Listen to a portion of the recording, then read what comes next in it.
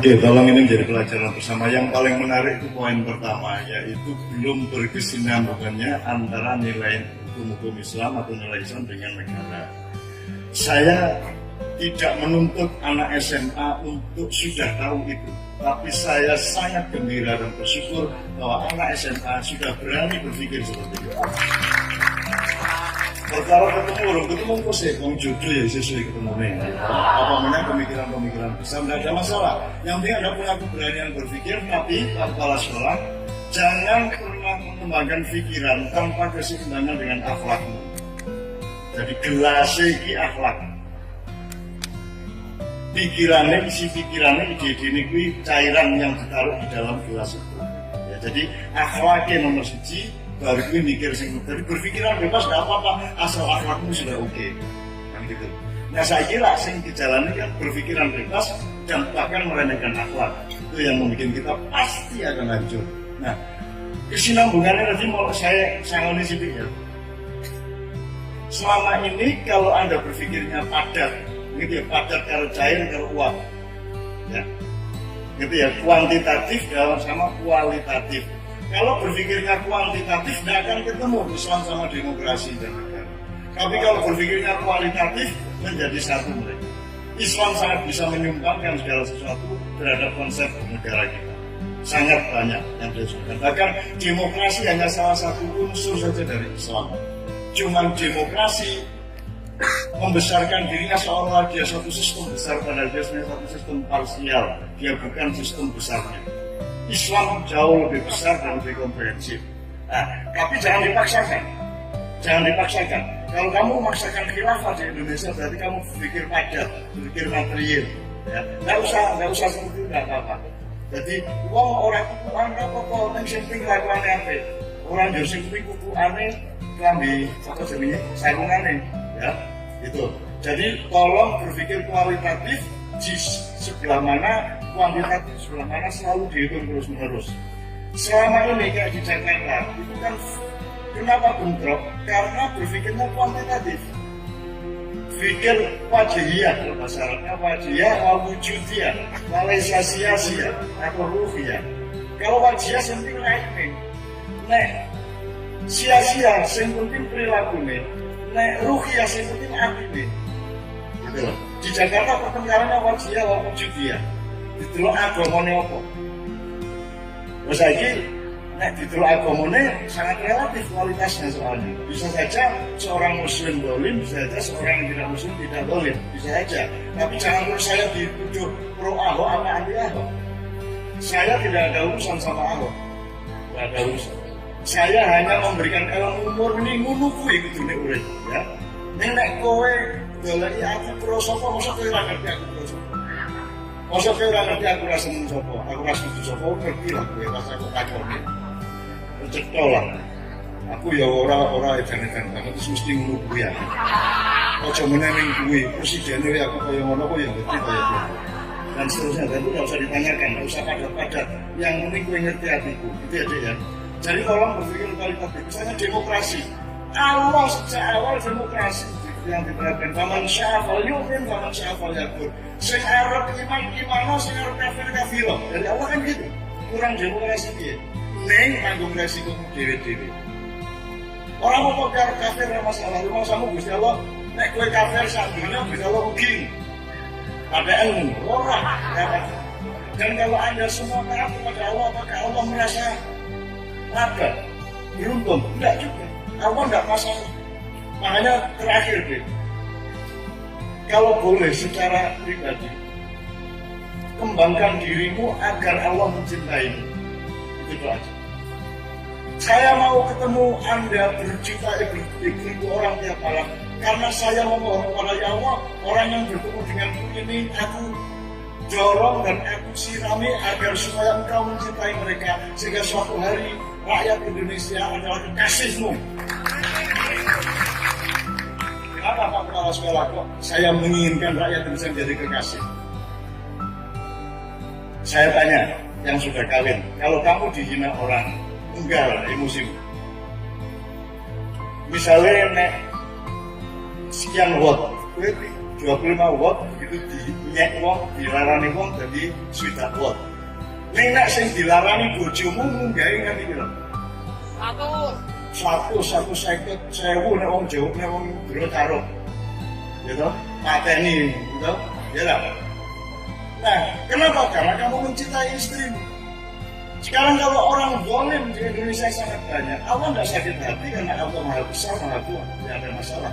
Tapi kalau orang zalim itu menyakiti kekasihnya di Indonesia, dan kamu adalah kekasih Allah, kalau kamu disakiti orang, Allah yang akan marah kepada orang yang zalim. Jelas ya? Itu sebabnya saya mau keliling seperti ini, karena saya memohon kepada ya Allah, ini mereka duduk seperti ini dengan setia hanya untukmu ya Allah.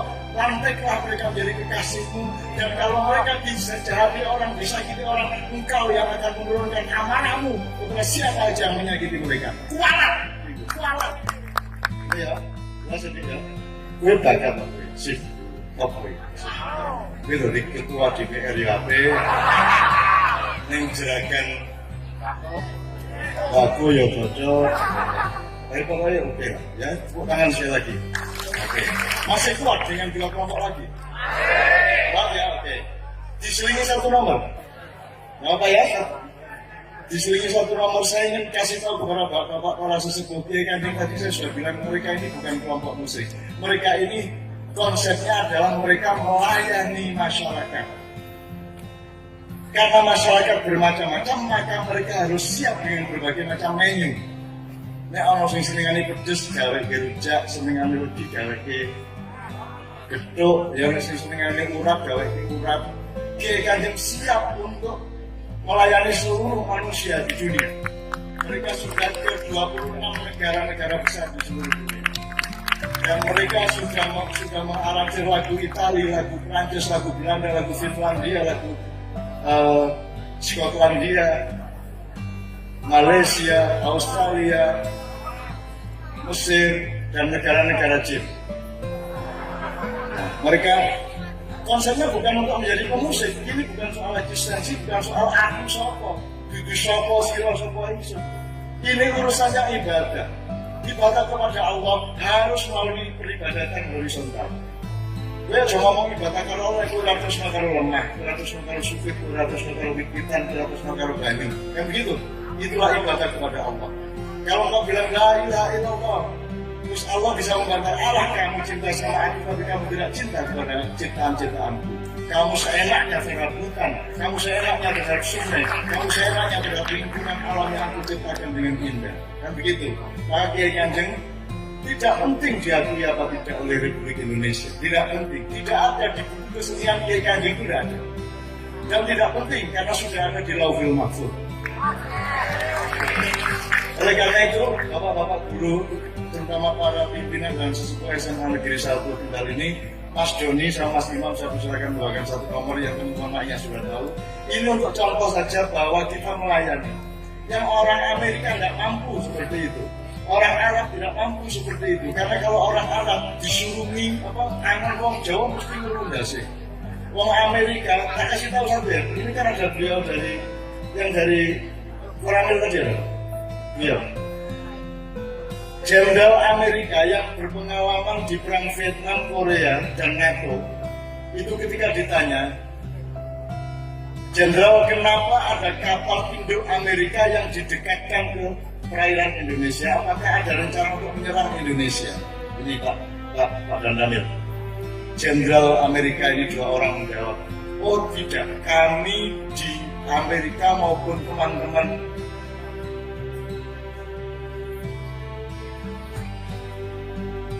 maupun di Eropa tidak pernah berpikir untuk menyerang Indonesia, tidak pernah berpikir untuk memasukkan tentara kami ke Indonesia. Loh, kenapa Bapak? Ada banyak sebab. Saya kasih 3 kata si Peterson. 1, kita pernah menderita di dalam peperangan di Vietnam dan Korea, maksudnya Korea Utara. Hubungannya apa? Kata si wartawan. Hubungannya adalah tentara kita kalah dengan Korea Utara, kalah melawan tentara Vietnam, dan kita tahu gurunya Vietnam, gurunya Korea Utara adalah Indonesia. Ini serius, ini bukan omongan saya, ini omongan Jenderal Amerika. Mereka tidak akan berani nyerang Anda. Tidak akan berani. Maka mereka nyerangnya melalui undang-undang dirubah, melalui anggota DPR diatur, melalui reklamasi di sepanjang Pulau Jawa, melalui sodokan-sodokan para pejabat. Jadi mereka menjajah lewat situ, tidak menjajah lewat militer. Kalau militer mereka ngeri pada Indonesia. Di Indonesia, jangankan tidak hanya ada TNI, ada Kopassus, ada Kopaska, ada Denjaka, ya. Yang Denjaka itu satu orang itu sepadan dengan 24 prajurit biasa. Demikian juga Kopassus dan Denjaka. Itu pun tidak perlu mereka melawan Amerika. Tentara Indonesia itu pangkatnya apapun, meskipun kadang-kadang kurang makan, gajinya sangat sedikit, dan justru itu yang membuat mereka kalau perang itu mati-matian. Gaji kurang aja dulu. Ayo, ayo, lagi dia menderita malah karena ayo. Jadi kalau Jenderal Amerika bilang tentara Indonesia itu tidak perlu dibangunkan dari tidurnya untuk diajak perang. Mereka bangun sendiri dan berangkat sendiri. Itu benar. Dan itu pun tidak usah kita perhitungkan. TNI itu sudahlah, kalau melawan TNI itu tembak tepat juara 1 di Australia tahun ini, juara 1. Ya, juara umum. Tembak tepat dari jarak berapapun pakai senapan apapun. Dan ngeri kalau latihan perang sama tentara Indonesia itu ngeri karena mereka tidak punya bekal seperti tentara Indonesia. Mereka kan bekalnya kan ilmu perang, keterampilan, skill tinggi dan seterusnya, pengetahuan tentang cuaca, tentang medan. Tentara Indonesia itu ada bekal yang mereka tidak punya, yaitu Bismillah. Bismillah ya, ayo. Bismillah bisa. Ya Pak. Terus Bismillah misalnya, jadi teorinya jebol, teori militer jebol, musuh Bismillah. Makanya kalau Abu Sayyaf itu kita tidak toleran kepada pemerintah Filipina, itu kalau kita diperkenalkan sudah kita habis itu malu-malu, langsung mesti kenal nih. Mau di Ethiopia di mana-mana ada penculikan Indonesia diminta tolong. Dan kalau Indonesia yang datang tentaranya itu dulu kita mau usaha yang ini usaha ya sampai ada kapal Malaysia itu kaget suatu hari karena mereka kan selalu mengganggu kita. Tiba-tiba di tengah kapal mereka ada satu angkatan laut Indonesia tiba-tiba ada di tengah situ dan langsung, kalau kapal kalian masih gini terus saya bakar semua. Dan mereka ini orang Malaysia, tentara Malaysia tidak tahu dari mana dia ada di situ. Dari mana ya? Padahal jaraknya dengan pulau berpuluh-puluh kilometer. Jadi mereka berenang sendirian, walaupun bukan segitu berat. Begitulah menang mereka untuk menjadi Denjaka, Kopassus dan Kopaska. Mereka berenang dari Merak ke Bakauheni ke Merak. Itu sekitar 30 km. Berenang, piye. Nah, orang luar frustrasi lapor dong.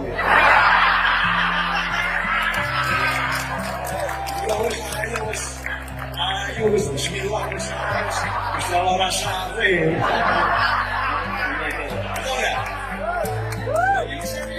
Ini serius, makanya jangan main-main. Makanya saya ingin bilang sama Taiwan yang ingin menghancurkan Indonesia dan Islam di Indonesia. Mereka yang akan menggerogoti tanahmu untuk menjadi milik mereka, menggerogoti uang rakyat. Aku peringatkan kepada mereka, tolong berpikir ulang kalau mau begitu pada Indonesia. Silakan di Afrika, silakan di Indonesia tempat yang berbeda. Nanti pada semester kesekian kalian akan kaget melihat siapa Indonesia yang sebenarnya. Tidak usah tentara. Kalau ada serbuan ke sini, tidak usah tentara. Ini penganggur buahnya.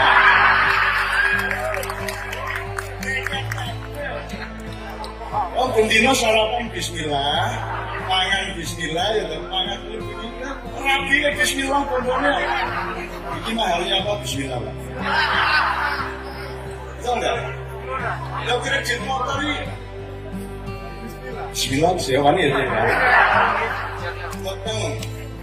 Peteng bojone, apa ya cerita anu ya, boleh omahe lelek. Nggih, Apa ya? Bismillah ya. Bismillah.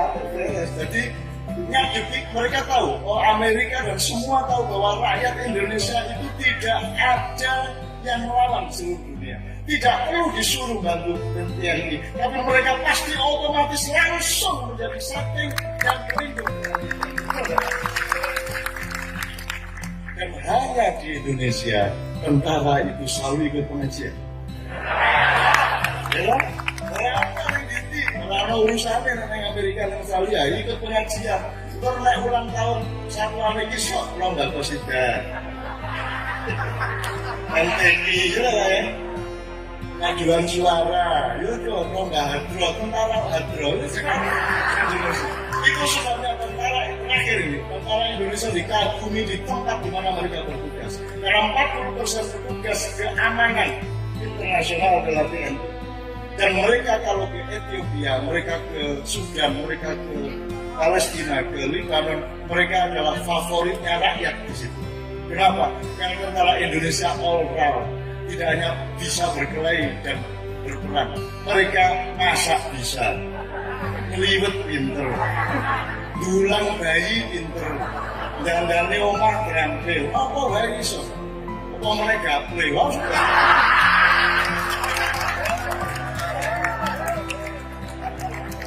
Saya dari dulu sejak muda saya sangat dekat dengan TNI dan saya ngomong itu bukan karena saya dekat, bukan karena sahabat mereka. Saya bersahabat dengan TNI sejak zaman Pak Benny Murdani. Kemudian Pak Hartono terus sampai Wiranto terus sampai sekarang sampai Gatot ini dan seterusnya. Jadi saya sama TNI punya harapan besar dan saya mohon kepada ya Allah, begitu mereka menjadi jenderal ya Allah bangkitkan nasionalisme. Karena selama ini harus kalau munggah, gue sing didolek ini proyek Arab duit. Nah, mudah-mudahan nanti ada tentara-tentara yang sekarang masih muda akan punya idealisme sebagaimana anak-anakku SMA Negeri 1 Kendal ini memiliki idealisme, gitu ya.